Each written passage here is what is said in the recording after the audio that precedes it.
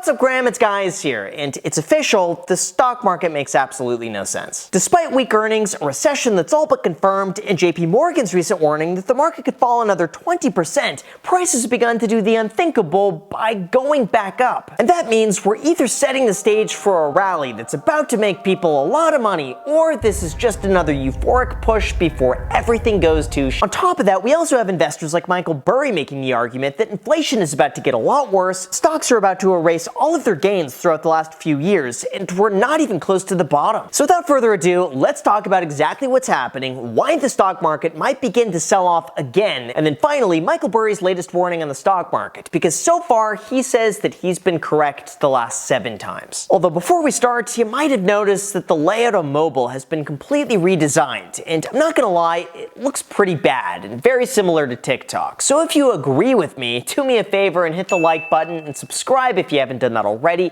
and plus, as a thank you for doing that, here's a picture of Christian Bale pretending to be Michael Burry. Alright, so to start, in terms of the stock market's recent growth, we have to talk about a term that most investors fear, and that would be a bear market rally. This is a term that refers to a stock market increase of at least 5% in the middle of an even larger downtrend, and during bear markets, it's actually incredibly common. In fact, Investopedia notes that every bear market between 1901 and 2015 spawned at least one 5% rally, and rallies of 10% or more interrupted 2/3 of the 21 bear markets over that span. Or basically, our markets are performing exactly as they had been throughout history. It's also noted that the deeper the decline, the higher the rebound. For example, in 1929, the Dow Jones increased by 48% before then falling 86% to a brand new bottom. The dot-com crash also had 8 bear market rallies of at least 18% and 4 gains of 30% before then dropping even lower. The same was also found throughout the 2008 Great Financial Crisis, which saw 9 bear market rallies between 6 and 24% before eventually bottoming out after 2 years. Even worse, had you collectively sold the bottom and bought the peak, you would have been down more than 80%, which, hey, is pretty much on par with most crypto investors. Alright, well, to answer that first question, we should look no further than Michael Burry, who's had some rather choice words to say about what's happening in the market. He started off by making a point that since the peak on December 31st, we've entered a pattern of falling 8 to 10%, rallying 5%, falling another 8 to 10%, and then rallying 5%. But this time, Michael Burry notes that dead cat bounces are the most epic. 12 of the top 20 NASDAQ one-day rallies happened during the 78% drop from the 2000s top.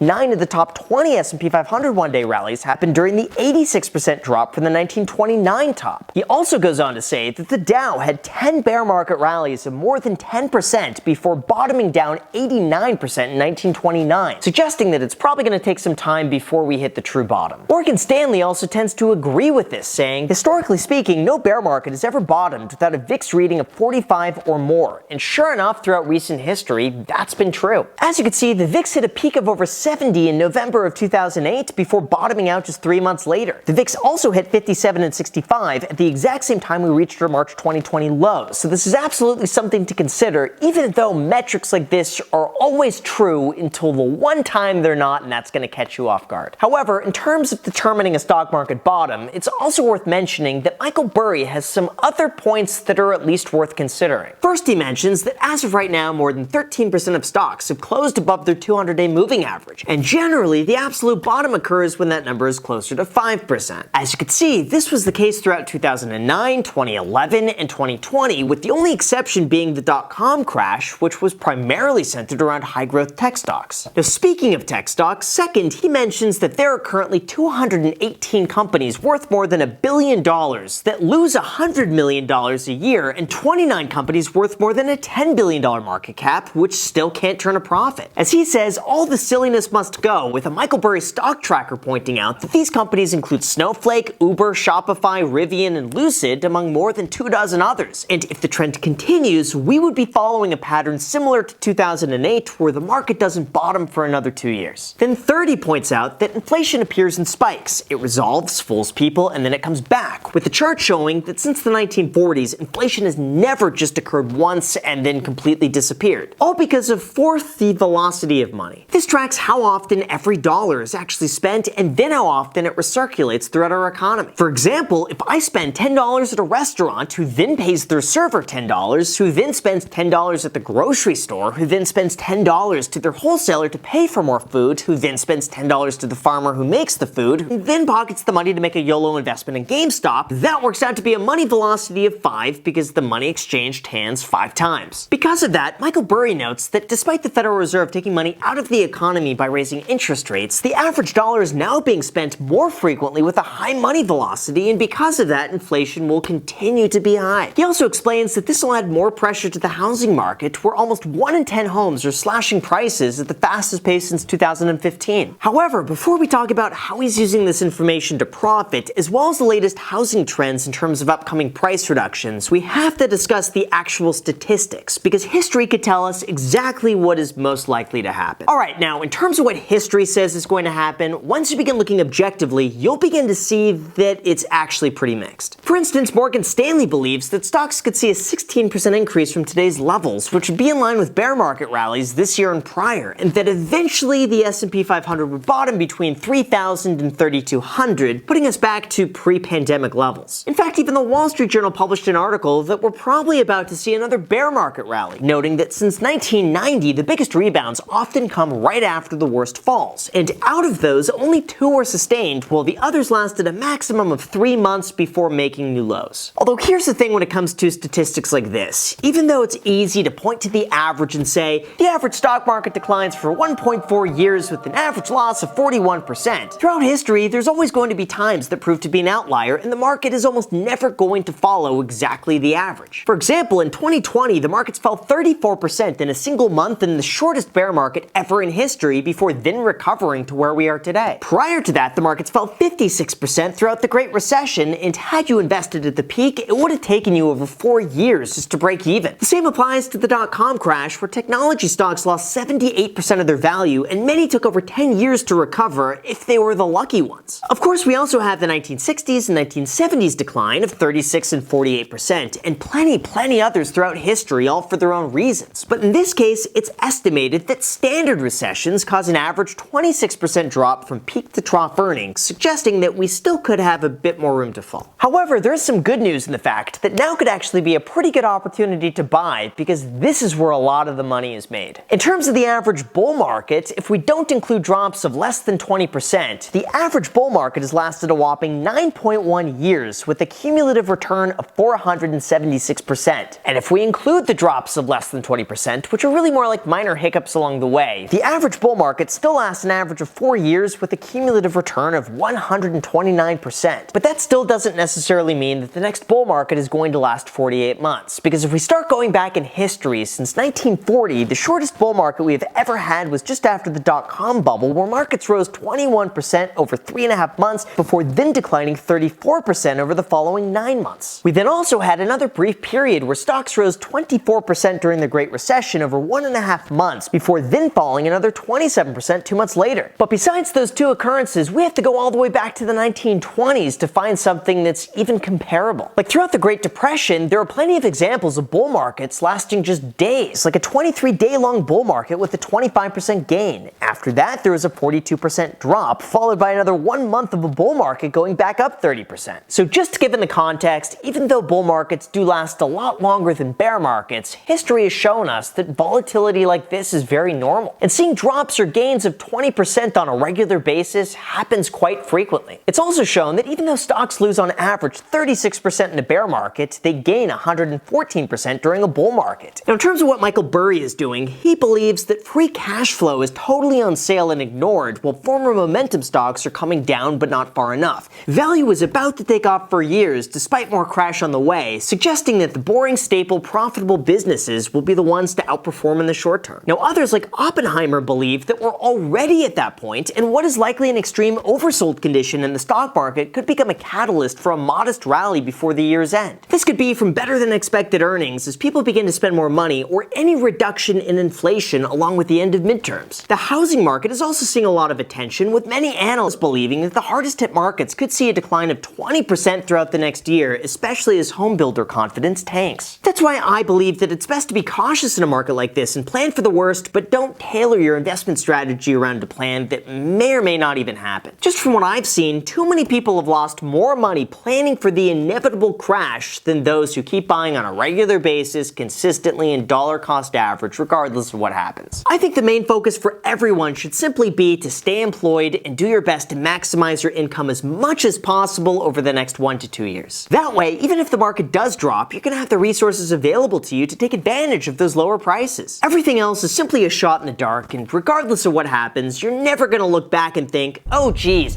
I shouldn't have been so time efficient and made so much money in 2020 and 2023. That was a bad idea. And also, on top of that, it's never too late to subscribe if you haven't done that already. So with that said, you guys, thank you so much for watching. As always, feel free to add me on Instagram. Thanks so much for watching, and until next time.